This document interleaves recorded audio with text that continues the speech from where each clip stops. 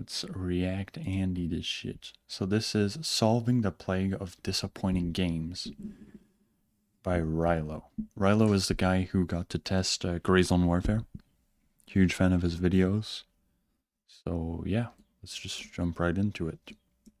The fear of being let down is a core aspect of human nature, but in the games industry, it's begun to run wild. I keep Too seeing common. this sentiment about upcoming projects, this fear of the scam game. Yeah, because it's happened so many times before. While that fear isn't entirely baseless, it's also often directed in a shotgun pattern all over the place, affecting projects that do deserve it, and more often, those that don't. Being able to see straight through the smoke and mirrors, being able to not be disappointed is actually a skill. Because the real problem with the fear of scam games isn't the games themselves. It has Because, in a way, if you make your expectations going into something being like, it's going to be a scam, and it's not going to be worth it, then sure, you're going to nitpick everything. And you're just going to ruin your own experience. So that's kind of on you in a way. Kind of like, what game we talked about last time? Cyberpunk. Cyberpunk was overhyped on Reddit, everywhere. Mods tried to calm him down. People wouldn't listen, and they expected the impossible anyways. has to do with marketing and let's bring up the volume a bit. our blindness to how it manipulates us. Well, to put it plainly, I was sick of that. And just because I've been disappointed repeatedly doesn't mean that you need to be ever again. And I'm gonna talk about how. Okay, clear. Please proceed. I used to love those E3 demos, those raw gameplay reveals where the player would cinematically walk around, looking at all the pretty graphics, perfectly interacting with the environment. It was just so exciting to see a new game in this context, this most perfect experience of it, almost like watching a movie. Watch Dogs was cool. I played it. I played it a lot. It was like, I don't know, it was cool. The feeling of being in Chicago, just, I didn't have expectations for the game. It's just, it was cool. I liked the story when I was younger. Looking back, it's not the best game, but it's still cool. Let's take a look around. All right. Over the years, though, I think that the gaming world has become less and less trusting of this kind of trailer. We've seen too many times that what we see in a gameplay reveal, so-called, and what we actually get our hands on can be night and day. One of the greatest and most dastardly tools that marketing uses ties into the very reason that we are Rainbow Six fucking announcement. I remember now. Oh my god, it was so different because the game changed so much. It looked like that at first, but they were like, okay, no, let's go with something else. Because I remember people played this version of the game and they were like, it ain't gonna work, so they changed it up. This was Rainbow Six Siege at first. Games don't hit their mark. The trick of the vertical slice. While not unique to games marketing, it's also not an inherently bad or evil idea. Put simply, it's a demo that shows many of a game's core mechanics in a controlled single game level or mission, a vertical slice of a larger pie. Yep. The issue is when there is no larger pie, when that vertical slice is developed on its own. Cyberpunk 2077's use of this tactic is widely reported and ties into its disastrous release, actually. Vital development time, budget, and manpower went into developing a pristine, curated demo entirely separate from the core game. The marketing told us that not only were we watching footage of the game we'd buy, but that the whole game showed this level of complexity, this level of polish. The city's streets are bustling with crowds of people from all facets of life, all living. I don't know if that's actually true, because I saw a small documentary of like, yes, that has a bit to do with it, but I think Cyberpunk also was overhyped by the community mostly. In their lives within a full day and night cycle. But as we all know, while Cyberpunk was wrought with every controversy from poor working conditions to rightful accusations of misleading marketing, it can't rightly be called a scam. It's a buzzword thrown around chaotically at this point, but let's take a step back here and really think critically. What is a scam game? Oftentimes I think when people say this, they mean it's a bad game, maybe unfinished, or maybe just a game they thought they'd like but didn't. In my eyes though, a scam game can be A scam game is something that it's not advertised. Tarkov is not a scam to me, even though I have trouble playing it and it drew me out. It sounded awesome. I played it. It wasn't awesome. It's not a scam. It's just not what I was looking for. Simply defined, a game developed under the sole pretense of making as much money as possible with no Exactly. intention of ever being completed, improved upon, or being an actual game at all. Truthfully, it's virtually impossible to identify a true scam game by just watching a trailer. That takes real investigative journalism. What we can do is change the way that we view marketing by following a simple 4-step process. So let me take you through it. Enlighten us. Step 1, objective elements. What do we really see? This is how you begin to break the veil. Marketing always tells us there's The Division 2 was cool. It actually looked like that too.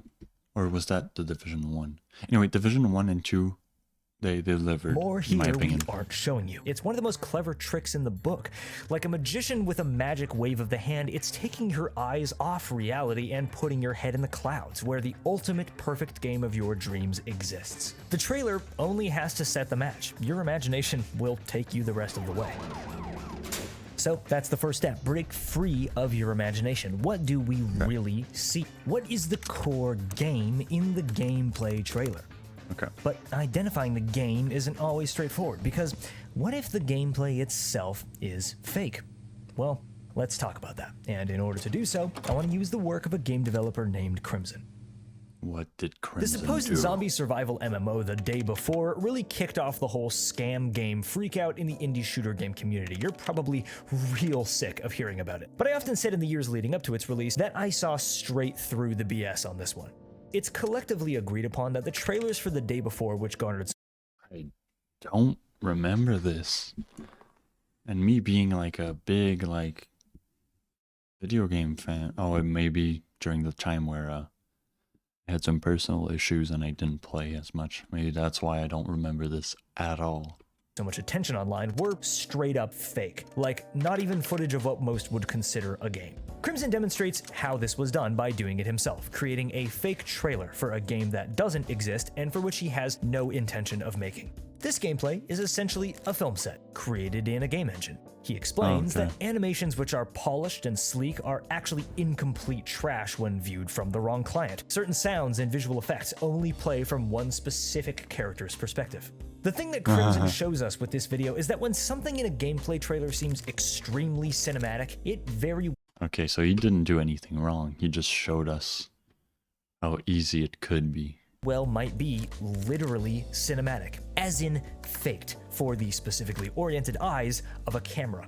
There's no game here, just simple movie magic.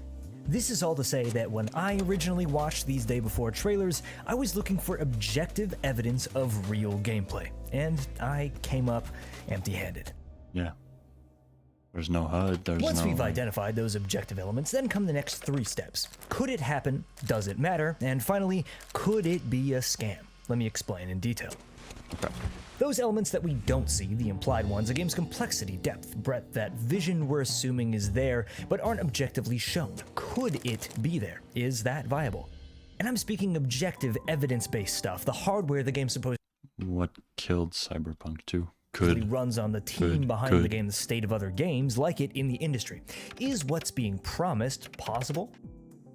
Ask yourself, if things aren't as they seem, if the game doesn't have the breadth or the complexity promised, again, would it matter? If the answer is no, then continue on to the final step. Could this game be a scam? This is all a bit conceptual, so if you're getting a bit lost, let's back up and use hard, objective examples from my own personal experience. Thank you. I was going to Firstly, rewind to try The to Day understand. Before. As I've said previously, I knew that this game was a scam from the second that it was announced, and here's how with my steps. Objective elements, what do we see? Something very cinematic. Basically, Fucking- these trailers The physics, what the fuck? That's like not doable for a normal computer. show extremely bare-bones gameplay punctuated by explosive cinematic moments that appear far too perfect to be real. Essentially, Exactly. nothing about these trailers is trustworthy or objective. The only legitimate elements that come across as potentially real are some super janky shooting and looting mechanics. So then, next step, does it matter? The game was marketed as an open-world survival MMO where players would compete with others for supplies, cars, and uncovered their story of the apocalypse. The trailers implied elements like zombie hordes, explorable bunkers, and complex player interactions, without giving strong evidence that any of these mechanics were actually present in a full and final game. The world of The Day Before is teeming with hungry hordes of bloodthirsty infected, ready to tear you to pieces. These Ready to elements tear could you to appear in this pieces. curated trailer context, but what evidence do we have of how they would appear naturally in real gameplay? If these elements weren't there, would it matter? The answer, absolutely. There was zero objective evidence that any of the implied or suggested breadth of the game existed, and if it didn't, there was no game. So then the final step, could this be a scam? Aggressive, high-budget marketing, shifty, quiet developers with essentially zero track record who delete their trailers, all of which show little evidence of being real gameplay, leading up to a highly marketed Steam Early Access release. The potential that this was essentially a pyramid scheme was high, and to be honest, I'm still surprised that so many people bought into it.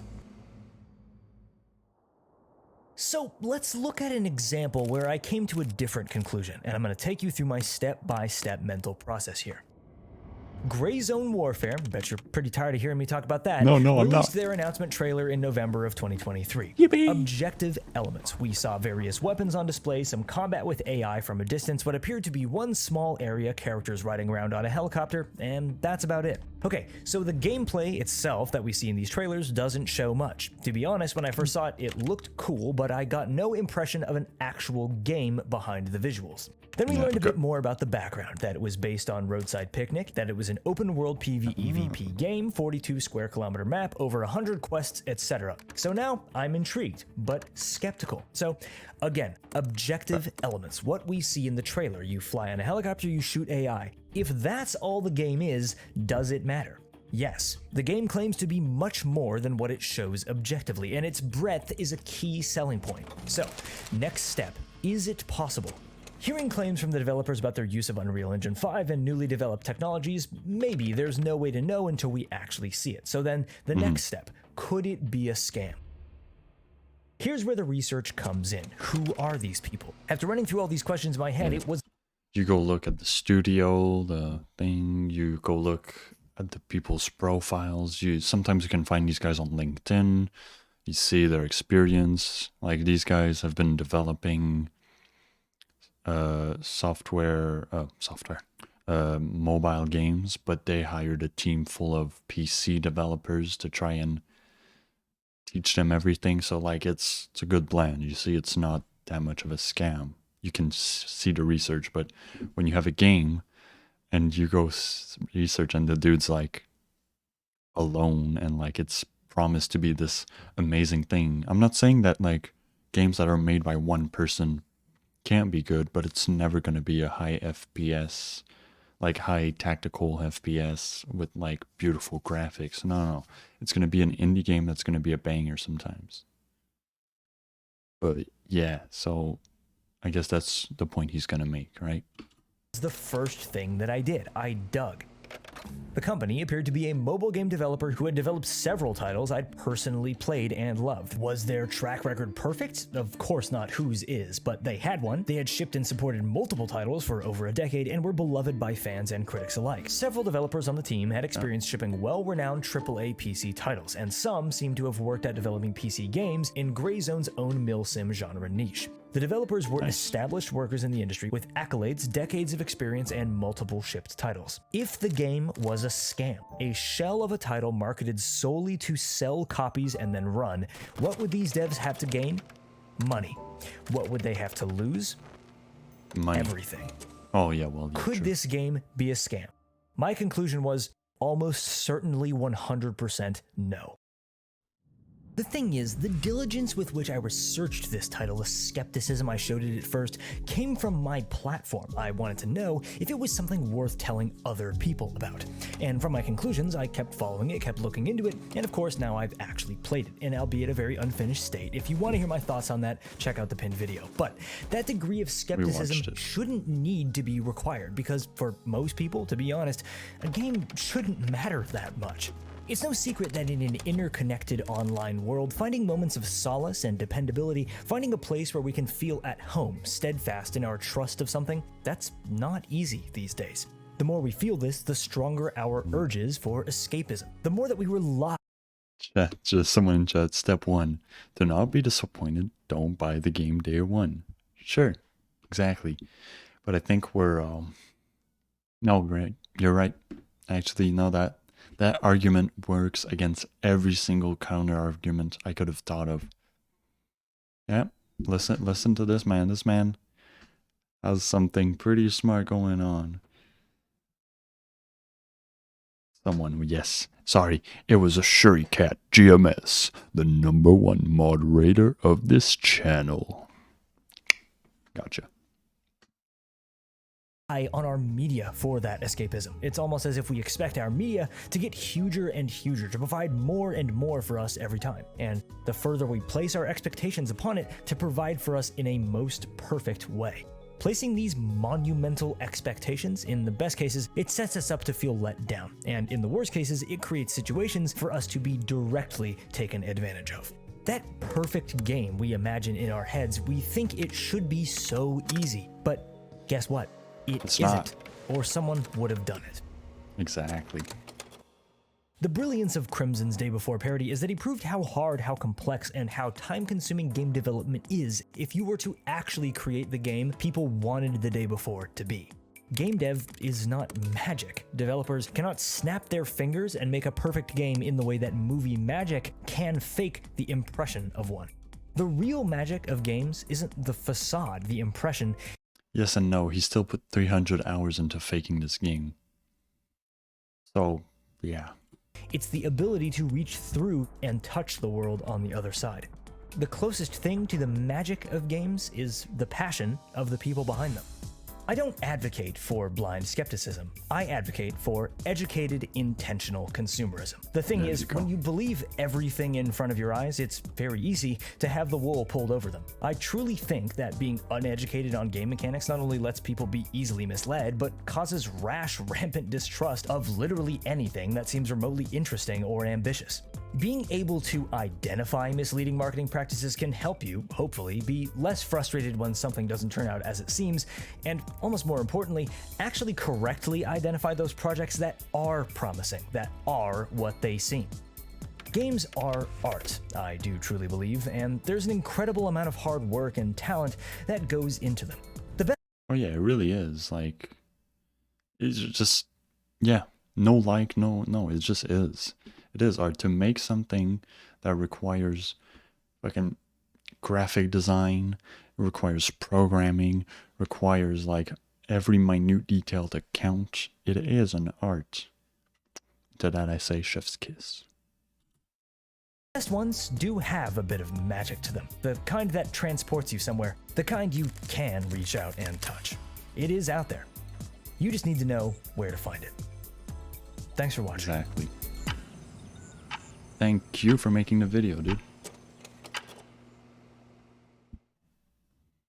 Yep.